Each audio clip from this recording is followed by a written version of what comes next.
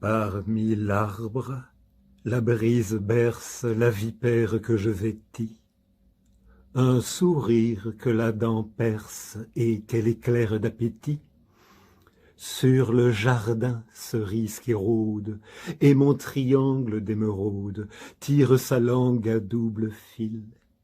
Bête je suis, mais bête aiguë, de qui le venin, quoique vil, laisse loin la sage ciguë. Suave est ce temps de plaisance, tremblez mortel, je suis bien fort, quand jamais à ma suffisance je baille à briser le ressort. La splendeur de l'azur aiguise cette guivre qui me déguise d'animale simplicité. Venez à moi, Moi, race étourdie, je suis debout et dégourdi, pareil à la nécessité.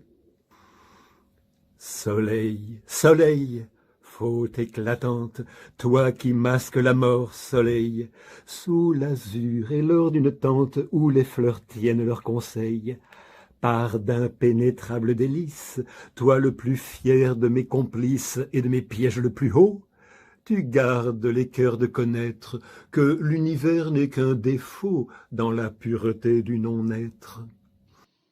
Grand soleil qui sonne l'éveil à l'être et de feu l'accompagne, toi qui l'enfermes d'un sommeil trompeusement peint de campagne, fauteur des fantômes joyeux qui rendent sujette des yeux la présence obscure de l'âme, toujours le mensonge m'a plu que tu répands sur l'absolu, ô roi des ombres fait de flammes.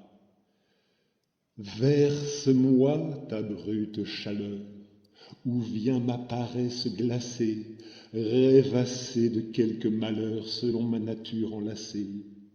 Ce lieu charmant qui vit la chair choir et se joindre m'est très cher.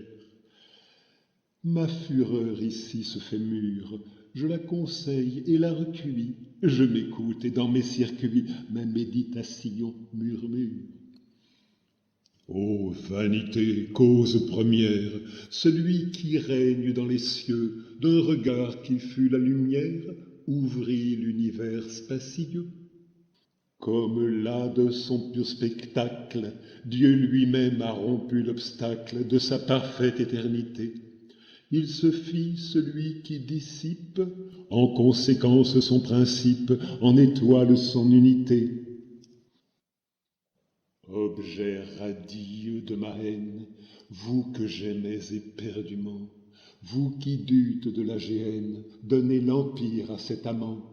Regardez-vous dans ma ténèbre, devant votre image funèbre, orgueil de mon sombre miroir, si profond fut votre malaise, que votre souffle sur la glaise fut un soupir de désespoir. En vain, vous avez dans la fange pétri de faciles enfants, qui de vos actes triomphants tous les jours vous fissent louange. Sitôt pétris, sitôt soufflés, maître serpent les a sifflés, les beaux enfants que vous créâtes. Holà, dit-il, nouveau venus, vous êtes des hommes tout nus, ô bêtes blanches et béates. À la ressemblance exécrée, vous fûtes fait et je vous hais, comme je hais le nom qui crée tant de prodiges imparfaits. Je suis celui qui modifie, je retouche au cœur qui s'y fie d'un doigt sûr et mystérieux.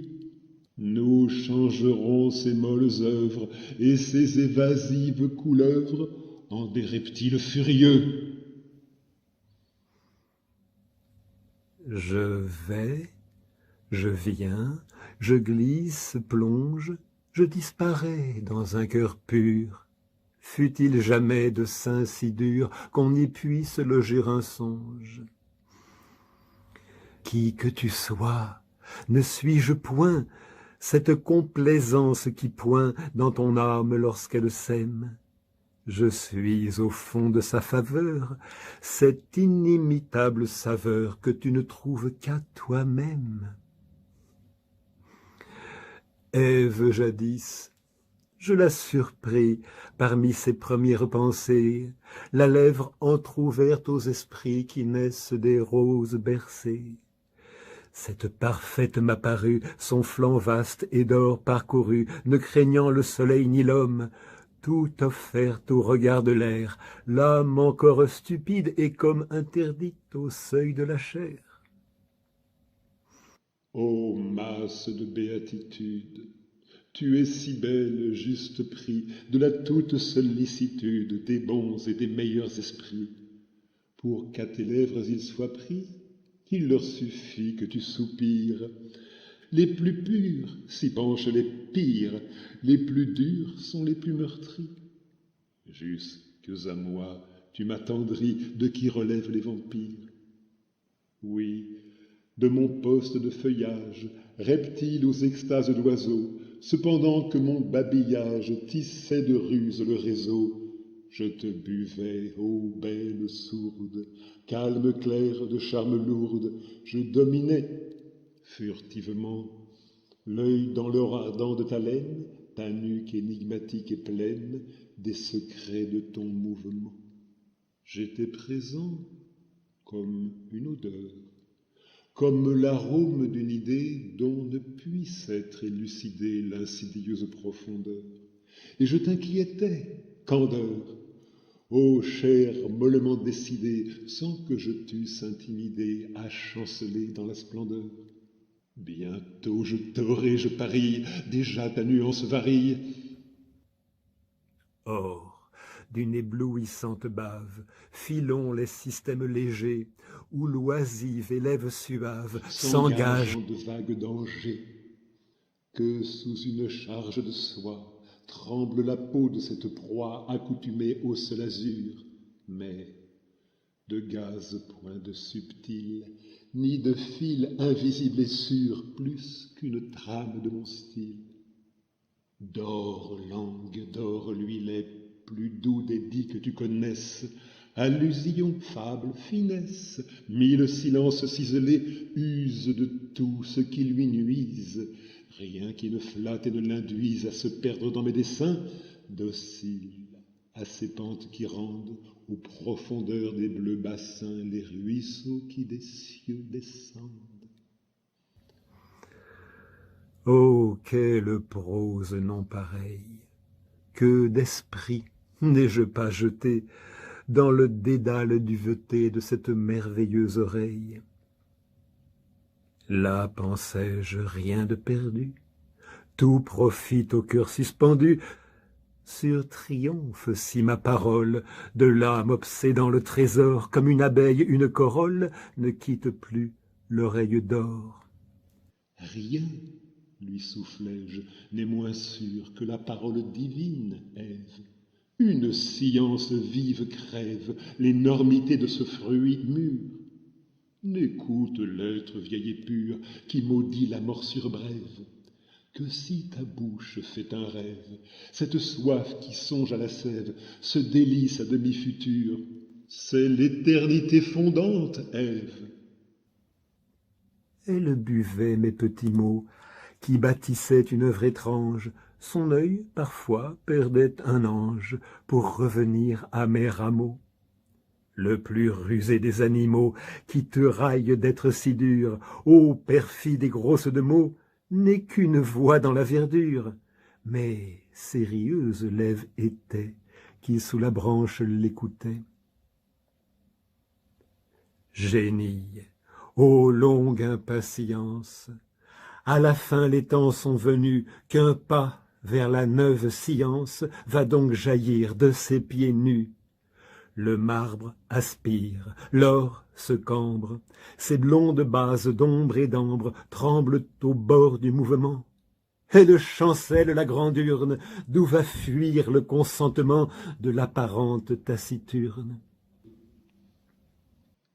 Du plaisir que tu te proposes, cède, cher corps, cède aux appâts, que ta soif de métamorphose autour de l'arbre du trépas engendre une chaîne de pause.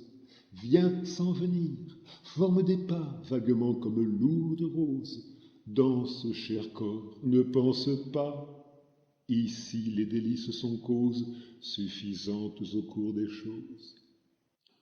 Oh, follement que je m'offrais cette infertile jouissance, voir le long pur d'un dos si frais, frémir la désobéissance. Déjà délivrant son essence de sagesse et d'illusion, tout l'arbre de la connaissance, échevelé de vision, agitait son grand corps qui plonge au soleil et suce le songe. Arbre, grand arbre, ombre des cieux, irrésistible arbre des arbres, qui, dans la faiblesse des marbres, poursuit des sucs délicieux.